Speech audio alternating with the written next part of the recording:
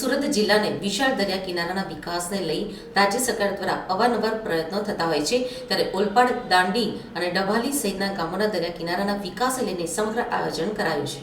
ત્રિદિવસીય આ ફેસ્ટિવલમાં 45થી વધુ સ્ટોલ લગાવવામાં આવશે. કૃણાલ સેલરે કહ્યું કે Surat district aquaculture farmers producers organisation cooperative society limited અને દાંડી ગામના લોકો દ્વારા દાંડી દરિયા કિનારાના પ્રવાસી સ્થળ તરીકે વિકાસ થાય તે હેતુથી તારીખ 21/2/2025 શુક્રવારથી તારીખ 23/2/2025 રવિવાર સુધી સી ફૂડ ફેસ્ટિવલ 2025નું આયોજન કરવા જઈ રહ્યા છે. જે કાર્યક્રમનો હેતુ માત્ર ગામનો અને ગામના દરિયા કિનારાનો પ્રવાસી સ્થળ તરીકે વિકાસ થાય અને આજુબાજુના ગામના લોકોને રોજગાર મળે તેનો છે. સાથે જ રાજ્યમાં પ્રથમવાર પેરાગ્લાઇડિંગ સહિતની સુવિધાઓ પ્રવાસીઓને આકર્ષવા માટે ઊભી કરવામાં આવશે. 3 દિવસના આ ફેસ્ટિવલમાં અલગ અલગ સ્ટોલ થકી પ્રવાસીઓને સી ફૂડની અવનવી વાનગીઓ પીરસવામાં આવશે. સાથે જ પેરાગ્લાઇડિંગની સાથે સાથે ભારત પાકિસ્તાની મેચ હોવાથી વિશાળ LED સ્ક્રીન લગાવીને પ્રવાસીઓ દરિયા કિનારે મેચની મજા માણી શકે તેવી વ્યવસ્થા ઊભી કરવામાં આવશે. પ્રવાસીઓના આવાગમનને લઈને પણ બસની સુવિધાઓ પણ કરવામાં આવી છે.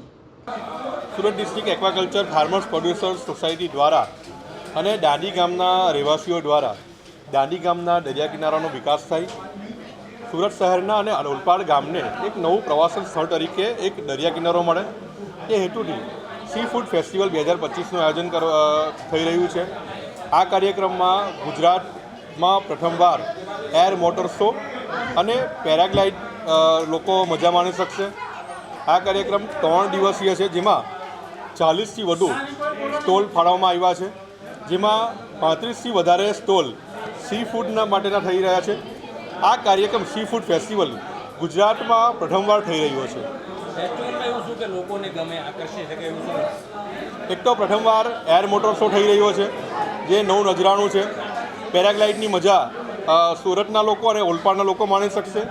અને 23 તારીખે જે ઇન્ડિયા પાકિસ્તાનની જે મેચ થવાની છે એ પણ લાઈવ ત્યાં થવાની છે, તો એ પણ મજા માણી શકશે. એમ તો સુરત માટે એવું કહેવાય છે કે સુરતનું જમણ અને કાશીનું મરણ, અને સુરતીઓ ખાણીપીણીના શોખીન હોય છે. અને એવું કહેવાય છે કે સુરતીઓ ખાવા પીવા માટે, ખાણી માટે અને પોતાના શોખ માટે કશે પણ જતા હોય છે. તો આ ડુમસ દરિયા કિનારો છે, સુવાલી બીચ છે, ડભારી બીચ છે, તે રીતે દાંડી બીચ પણ જો ડેવલપ થાય તો સુરતીઓની મજામાં એક વધારો થશે, નવું નજરાણું મળશે. અને જે રીતે સુરતી પબ્લિક છે જે નોનવેજમાં પણ જે સી ફૂડ છે તેના પણ શોખીન હોય છે, તેને માટે પણ આ એક આકર્ષક વસ્તુ છે.